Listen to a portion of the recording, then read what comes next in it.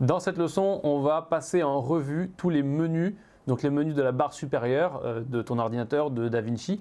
Et donc on va voir ce que veut dire chaque truc, ou du moins on va essayer d'en voir un maximum parce qu'il y a énormément de fonctions et il y a énormément de trucs que je ne peux pas te démontrer.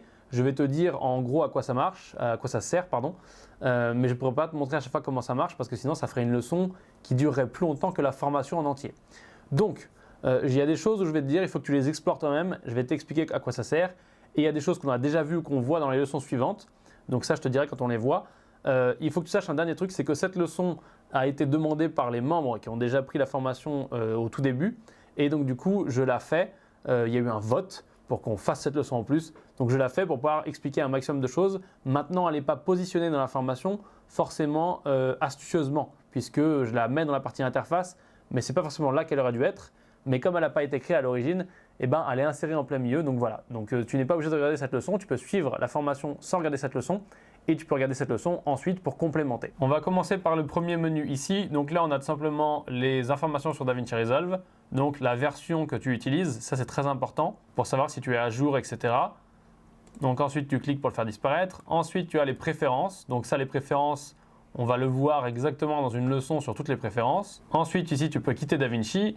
Et tu vois de manière générale que dans tous les menus, tu as au bout le raccourci qui est déjà attribué. Donc par exemple, si tu veux afficher les préférences, tu tapes ce raccourci. Si tu veux quitter, tu fais CTRL-Q, donc CTRL plus Q. Et à ce moment-là, tu auras quitté le logiciel. Donc ça va s'appliquer pour tous les autres menus que tu vois ici. Ensuite, on continue. On va dans le menu File. Là, tu peux créer un nouveau projet, créer un nouveau bin. Donc pour ça, il faut être dans la partie Média. Ensuite, tu peux créer une nouvelle timeline. Tu peux sauvegarder le projet sous un nouveau nom. Tu peux retourner à la sauvegarde précédente. Donc si tu as un problème, tu peux retourner à la sauvegarde précédente de façon à ne pas avoir perdu quelque chose que tu aurais déjà sauvegardé.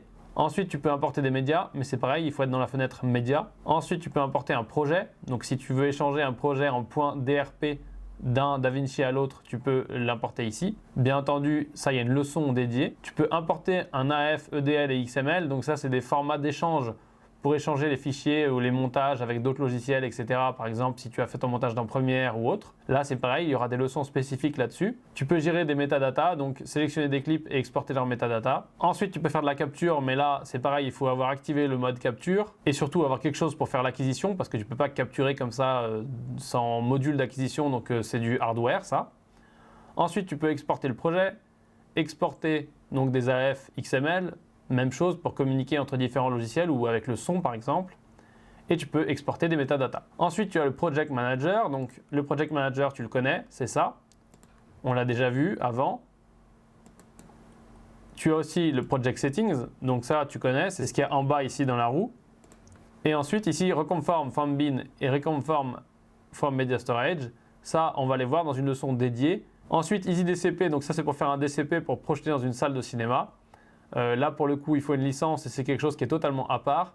Donc peut-être que je le montrerai dans une leçon bonus, mais à mon avis, non. Après, ici, il y a le Media Management. Donc le Media Management, ça, c'est pareil, il y aura une leçon dessus. Si je vais dans Media et que je te montre, Media Management, c'est ce qui te permet de copier ton projet, de le coller, de le déplacer, de le consolider, donc c'est-à-dire de sélectionner uniquement ce que tu as utilisé comme rush et pas tous les rushs déchets. Voilà, donc ça, j'ai déjà fait une vidéo gratuite sur YouTube que tu peux aller voir. Et sinon, il y aura une leçon bonus. Dans File, on a tout vu. Maintenant, on retourne dans Edit. Et là, on a tout simplement les basiques. Donc, retour en arrière, retour en avant.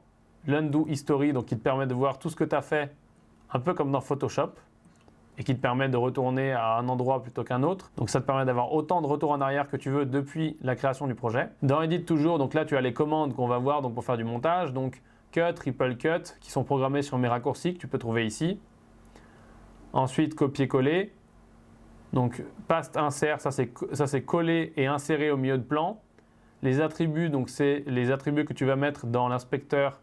Tu peux les coller sur n'importe quel plan. Ensuite, tu peux les retirer. Donc ça, c'est pour supprimer un rush dans la timeline. Supprimer et raccorder, donc sans laisser de noir au milieu. Ensuite, sélectionner. Donc là, tu sélectionnes tout ce qu'il y a dans la timeline, où tu peux tout désélectionner. Ensuite, insert, override. Ça, on les verra dans la leçon de montage. Tu vois que ici, j'en ai attribué certains sur mes raccourcis et j'en ai pas attribué d'autres. Donc ceux-là, je les ai pas attribués. Mais je t'ai montré quand même comment ça fonctionnait dans les leçons de montage. Ensuite, tu as du multicam. Donc là, comme nous, on n'a pas de multicam, c'est pareil, ce sera dans une leçon sur le multicam. Et pour finir ici, il y a la dernière option qui est vraiment très géniale, qui te permet de travailler plus vite. Donc ça, je te montre tout de suite ce que c'est. On va aller prendre un plan dans le Media Pool, donc par exemple ce plan-là. On double-clique, on va se mettre en double moniteur. Et donc là, admettons qu'on est en train de faire notre montage, on sélectionne ce plan-là. Là, je le mets dans la timeline à l'aide de mes raccourcis. Donc là, il arrive dans la timeline automatiquement. Et maintenant, si je fais play, sans rien toucher, je viens de mettre mon plan dans la timeline, si je fais play, en arrière par exemple, je suis en lecture automatiquement dans la timeline.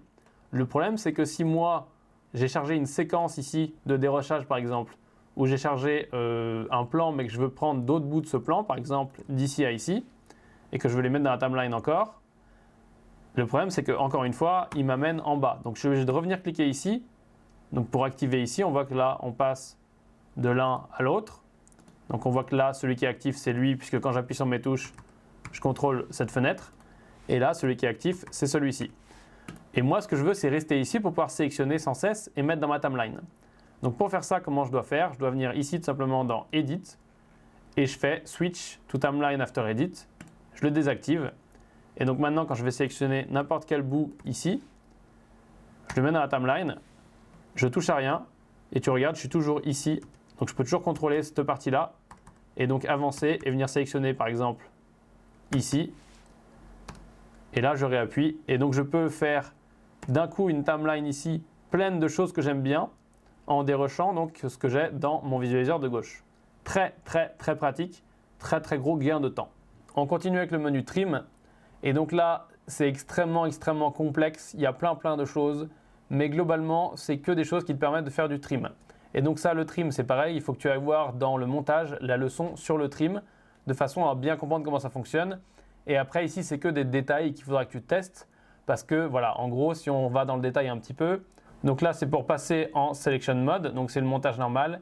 Ici, pour passer en Trim Mode, le point de montage le plus proche, donc Nearest, c'est plus proche. Ensuite, sélectionner le point de montage le plus proche, mais que pour la vidéo. Ici, que pour l'audio. Ici, sélectionner le clip le plus proche ou le vide le plus proche, etc., etc. Donc là, il y a plein de choses qu'on verra un peu plus en détail dans la leçon sur le trim. Ensuite, on a le menu Timeline. Donc là, il y a des trucs assez évidents. Ajouter une transition sur l'audio ou sur la vidéo seulement. Sélectionner donc sur ta timeline en avant ou en arrière. Donc là, c'est CTRL Y. On va se mettre au milieu et on va faire CTRL Y. Et là, ça sélectionne tous les clips vers l'arrière. Ensuite, pareil pour devant. Donc ça, c'est Alt Y. Donc on se met ici, on fait Alt Y. Il sélectionne tous les clips vers l'avant. Donc ça, c'est très pratique si tu veux déplacer des choses. Par exemple, je veux faire du noir au début. Je fais CTRL Y, Alt Y. Et je déplace comme ça. Ça m'évite d'avoir à tout sélectionner à la main. Donc ça, c'est assez pratique. Je pourrais aussi très bien faire CTRL A, tout sélectionner et le remettre comme ça. Tout aussi pratique. On retourne dans Timeline. Ici, je peux donc couper les clips.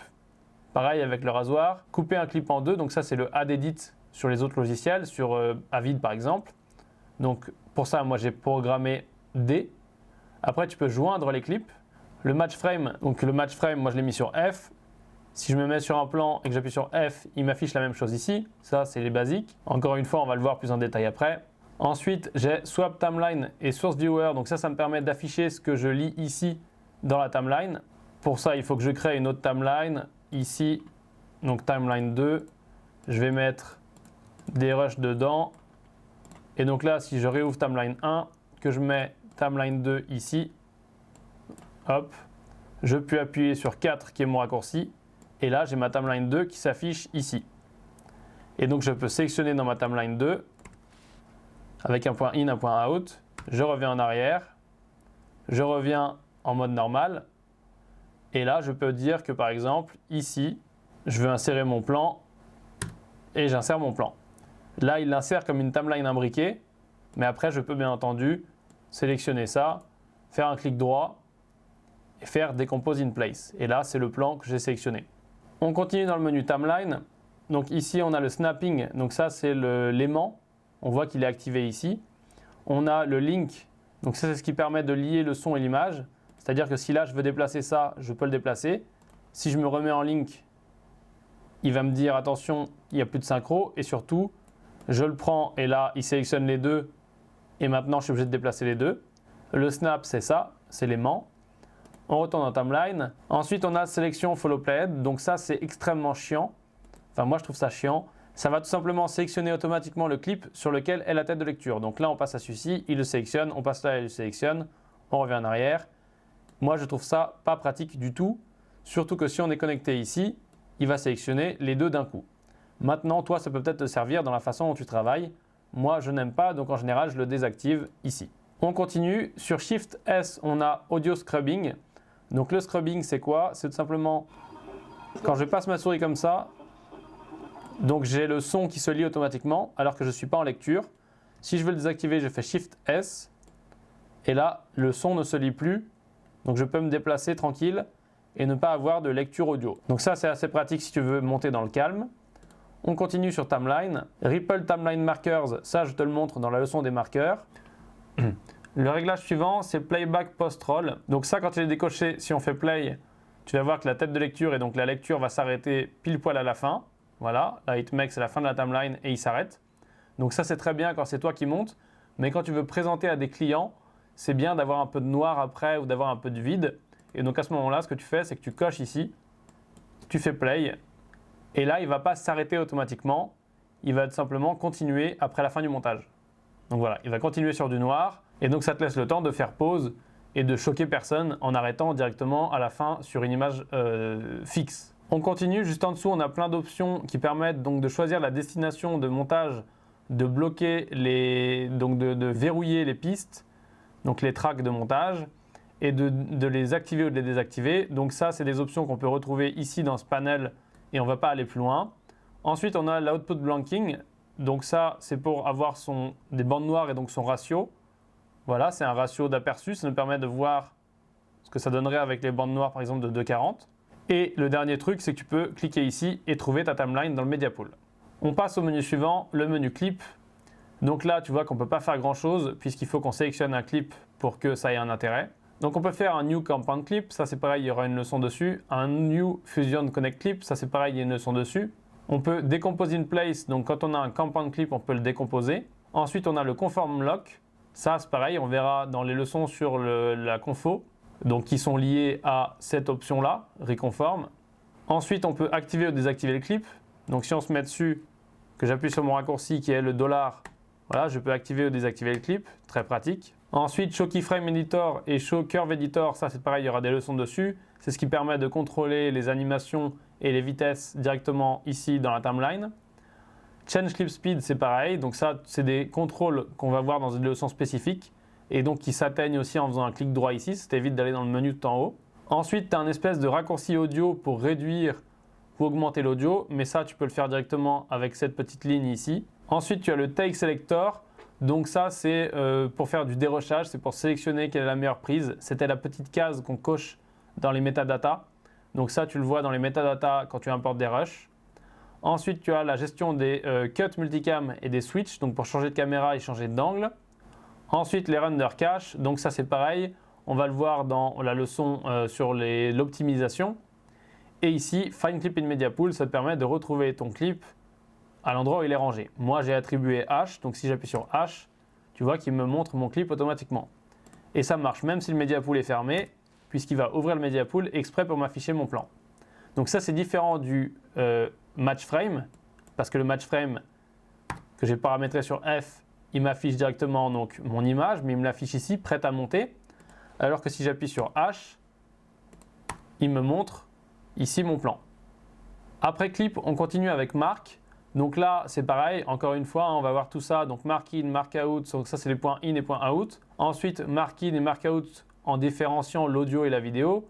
Ensuite, enlever Mark In et Mark Out. Après, pareil, en différenciant l'audio et la vidéo. Là, en enlevant les deux d'un coup.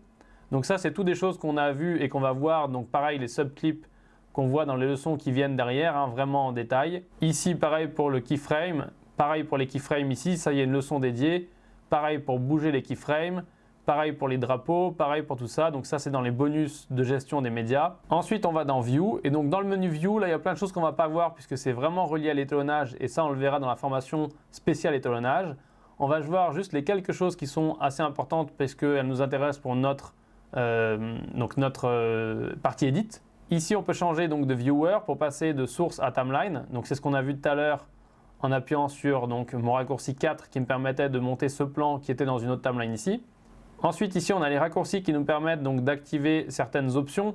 Donc on peut aller de source viewer à timeline viewer en faisant CTRL 1, CTRL 2. Donc si on fait CTRL 1, on arrive ici. Si on fait CTRL 2, on arrive ici. Si on fait CTRL 6 par exemple, on peut ouvrir les effets. Ensuite, on les referme. On retourne dans View. On descend tout en bas et là, on a plein de choses intéressantes, mais qui sont principalement de l'affichage. Donc, afficher les power bins, mais ça encore, il y a une leçon dessus. Ensuite, on peut afficher donc les preview marks, playhead shadow. Playhead shadow, c'est très intéressant. Ça nous permet, voilà, si on zoome ici, le playhead shadow, c'est très pratique, mais pour ça, il faut le régler. Donc, il faut aller ici dans Préférences, dans User, dans Editing. Et donc là, on a Playhead Shadow Length, donc ça c'est avant, combien il y a. Et là c'est après, donc là après on a 5 images, moi j'en veux qu'une. On fait Save et on va avoir une notion très importante. Donc on se met là, on fait In, Out. Et là on voit que le In, Out, il est inclusif. Donc c'est-à-dire que quand on fait un In, Out sans bouger sur la timeline, donc si je me mets là, je fais In, Out sans bouger, je sélectionne une image automatiquement. Puisque là on voit que ma Playhead Shadow est réglée sur une image. Donc ça c'est très pratique parce que ça nous permet quand on se met ici, qu'on enlève nos marques in-out, et encore une fois ça les marques in-out on va le voir plus en détail dans les leçons qui viennent. Donc c'est à dire que quand je me mets ici, ou à mon prochain cut, je peux voir que si je me mets là, je vais couper donc l'image de la fin ou je vais couper l'image d'ici si je fais un point in, un point out ici et que j'enlève ce bout d'image. Donc c'est très pratique parce que ça nous permet de nous repérer le playhead shadow qu'on peut choisir d'afficher donc directement ici. Ensuite c'est pareil, on peut afficher les smart beans, etc., etc. On a fini le menu View, maintenant on va passer au menu Playback. Et donc là dans Playback c'est pareil, on a plein de choses qu'on va voir donc plus en détail dans les leçons qui viennent.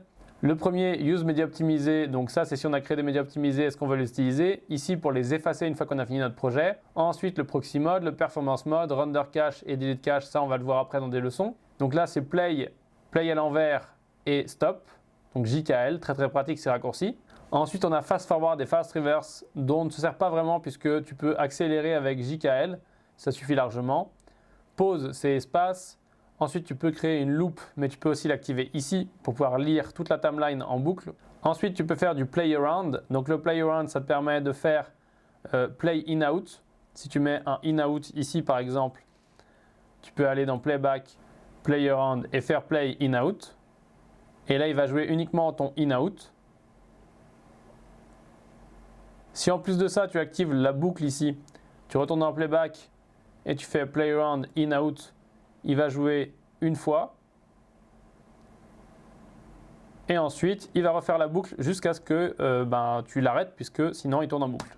On désactive la boucle, on enlève les marques, on retourne dans Playback. Bien entendu, ici, le Play Around, tu peux le mettre sur un raccourci. Donc là, tu peux faire play to in, play to out. Ça, il faut que tu paramètres les raccourcis. On va le voir dans la leçon clavier. Ensuite, ici, donc c'est pour bouger de frame en frame, donc d'image en image. Ça, tu vois que c'est programmé sur le clavier, donc avec les touches gauche-droite. Donc si je me mets ici et que je vais gauche-droite, j'avance d'une frame. Si je tiens Shift, j'avance d'une seconde ou je recule au choix.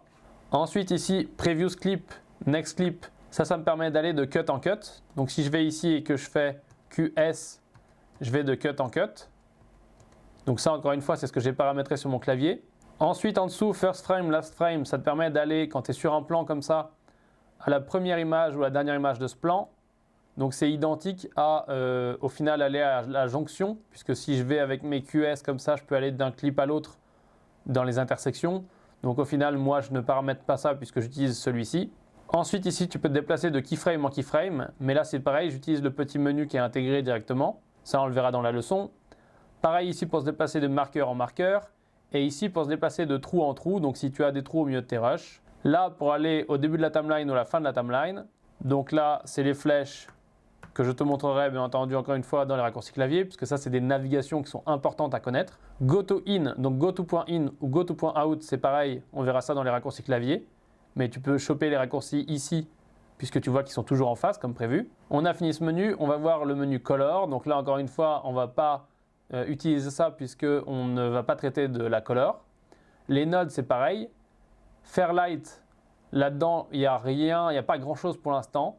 Voilà, c'est vraiment, on va voir le maximum de ce qu'on peut voir dans Fairlight, mais globalement, là, tu vois que le menu, il est ridicule.